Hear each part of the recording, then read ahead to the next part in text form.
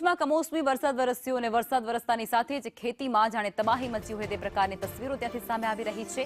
અંકલેશ્વર અને હાંસોટમાં ડાંગરનો પાક સંપૂર્ણપણે પલળી ગયો છે। ખેડૂતો મુખ્ય માર્ગ ઉપર પાક સૂકવવા માટે મજબૂર બન્યા છે। હાઈવેના અડધા ભાગમાં ખેડૂતો ડાંગર સૂકવવા મજબૂર થયા છે, જેમાં 7 થી 8 કિલોમીટરના માર્ગ પર ડાંગરનો જથ્થો છે જેને સૂકવવામાં આવ્યો છે।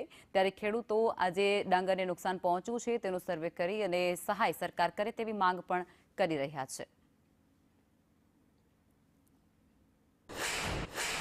હાલમાં પરિસ્થિતિ ડાંગરની વિપત નુકસાની છે। અમારે અત્યારે સરકારશ્રીમાં રજૂઆત કરવાની, અત્યાર સુધીમાં 4 વાર ડાંગરની અમારી પરિસ્થિતિ માવઠાની થઈ છે ને હજુ પણ ચાલુ જ છે। અત્યારે 27-28 તારીખ સુધી માવઠાની પરિસ્થિતિ છે। અમારું નુકસાન, ભયંકર નુકસાન થયું છે। એના માટે સરકારશ્રીને રજૂઆત કરીએ છીએ। અમારા જે ધારાસભ્ય છે ઈશ્વરસિંહભાઈ પટેલ, એમને રજૂઆત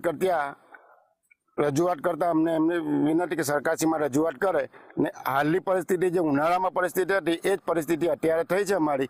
ગયે સાલ ઉનાળાની સિઝનમાં પણ ડાંગરમાં શું છે, કમોસમી વરસાદના હિસાબે કાઢેલું ભાત રોડ પર હતું એ 4 વાર ભીનું થઈ ગયું વરસાદ પડવાથી, એટલે ડાંગરની ક્વોલિટી ખરાબ થઈ ગઈ। આથી વેપારીએ ભાવ પણ આપ્યા નહીં। 300 રૂપિયા મણ પ્રમાણે અમારે છેલ્લે ડાંગર આપી દેવું પડ્યું।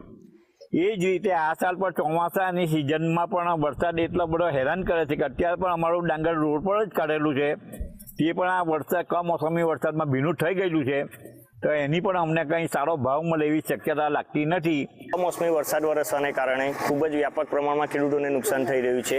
હજુ કાપણી શરૂ થઈ છે ત્યાં જ કમોસમી વરસાદ થતાં ખેડૂતોને ખૂબ જ મોટા પ્રમાણમાં નુકસાન થવાની ભીતિ સેવાઈ રહેલી છે। સ્થાનિક ધારાસભ્યશ્રી જે પોતે પણ ખેડૂત છે તેમની એક જ વિનંતી છે કે ખેડૂતોની ડાંગરનો સારો ભાવ મળે અને સરકારશ્રીને યોગ્ય વળતરની જાહેરાત કરાવે એવી વિનંતી છે।